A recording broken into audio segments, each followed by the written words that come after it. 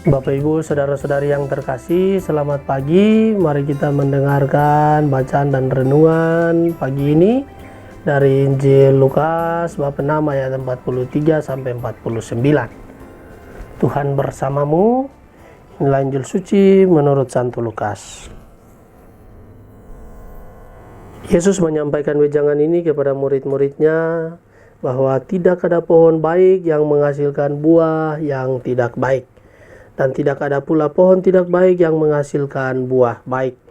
Sebab setiap pohon dikenal dari buahnya, karena dari semak duri orang tidak memetik buah ara, dan dari duri-duri orang tidak memetik buah anggur.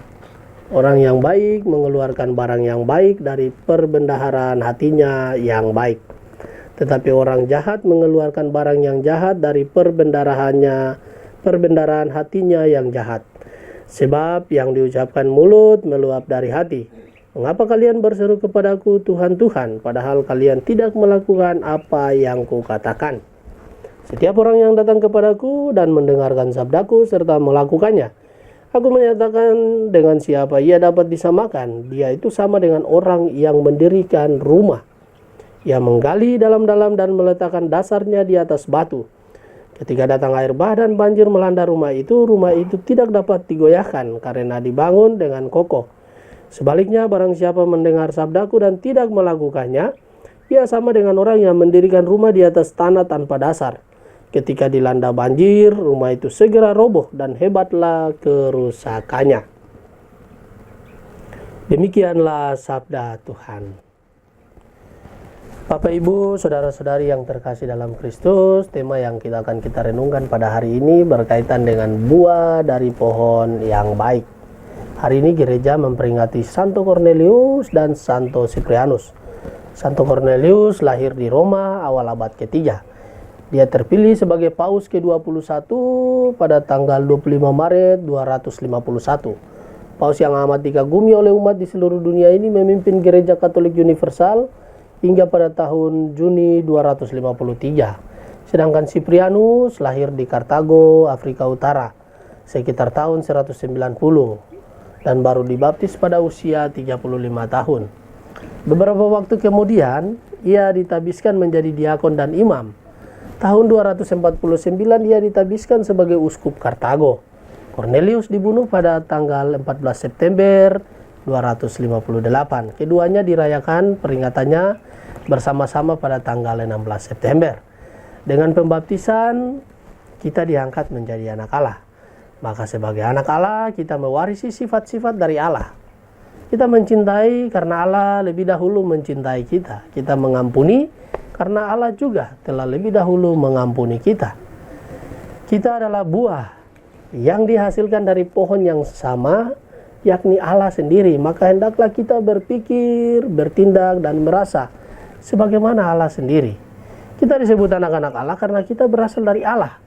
Jika Allah adalah kasih, bagaimana mungkin anak-anaknya tidak mempraktekkan kasih di tengah dunia ini? Jika kita benar berasal dari Allah, tentu kita mau mendengarkannya.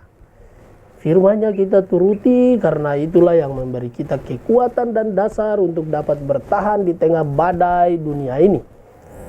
Barang siapa mendasarkan hidupnya pada Tuhan akan bertahan ibarat sebuah rumah yang dibangun di atas wadas yang kuat. Sebaliknya, barang siapa tidak mendasarkan hidupnya pada Tuhan, maka kehancuran akan melandanya, ibarat rumah yang dibangun di atas pasir.